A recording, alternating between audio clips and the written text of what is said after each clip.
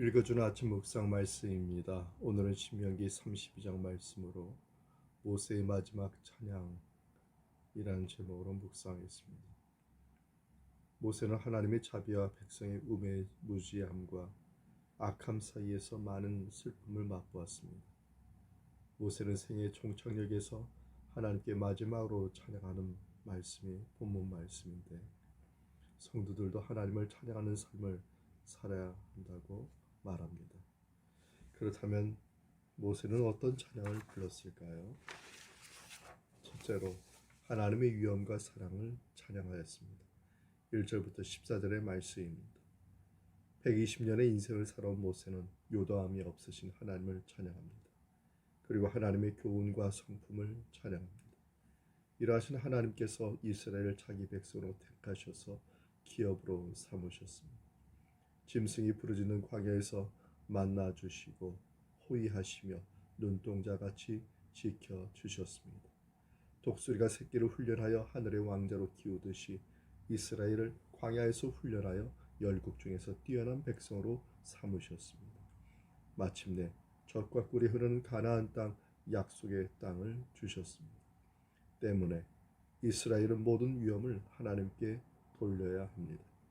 이렇게 모세는 하나님의 진실하심과 사랑과 위엄을 노래한 후에 이스라엘의 우매함과 무지함을 바라고 있습니다.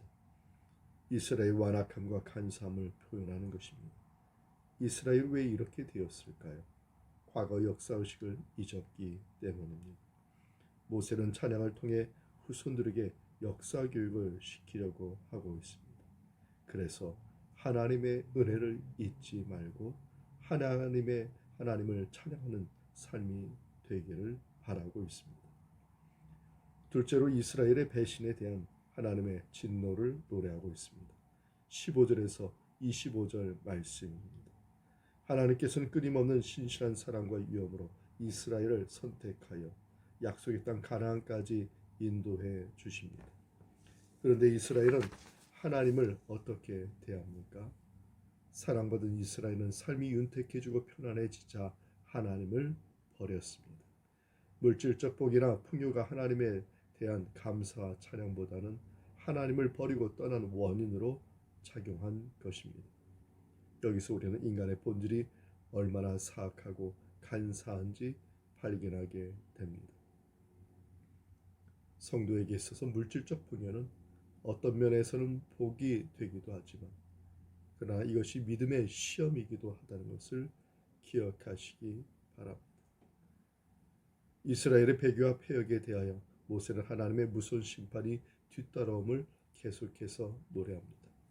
회개하고 돌아오기를 기다리던 하나님께서 이스라엘이 돌아오지 않자 심판하시기로 작정하셨습니다.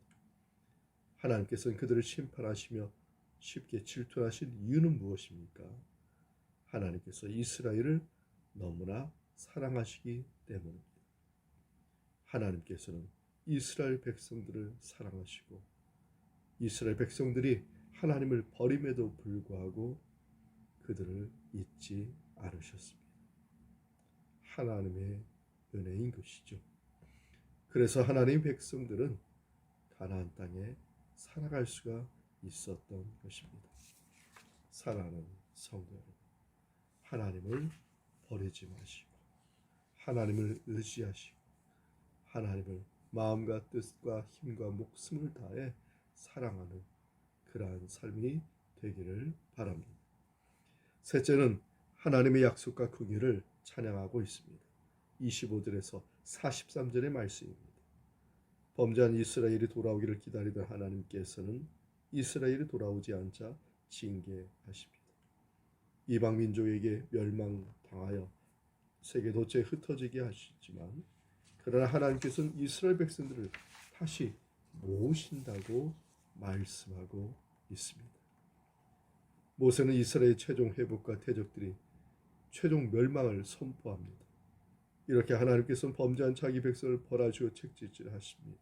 그러나 그렇게 하신 것은 마음 아파하시며 다시 불쌍히 여기셔서 하나님께서는 이스라엘 백성들의 영혼을 싸매어 주셨습니다. 많은 사람들이 자신의 욕심과 교만으로 부주의로 절망하고 고통당하고 있습니다. 하나님께서는 이스라엘 사람들을 싸매주시고 고쳐주시기를 원하시고 또한 우리 모두의 심령을 싸매어 주시고 있다는 것을 기억하시기 바랍니다. 주님은 우리를 버리지 아니하십니다. 우리를 싸매어 주시고 회복하여 주십니다. 이 사랑과 이 은혜를 기억하시고 찬양하는 삶 되기를 바랍니다. 마지막으로 하나님께서는 하나님의 말씀을 순종하도록 모세를 통해서 노래하고 찬양하고 있습니다. 이스라엘 백성들은 말씀에 순종하는 것이 생명이고 말씀에 순종하는 것이 복이라는 것을 말하고 있습니다.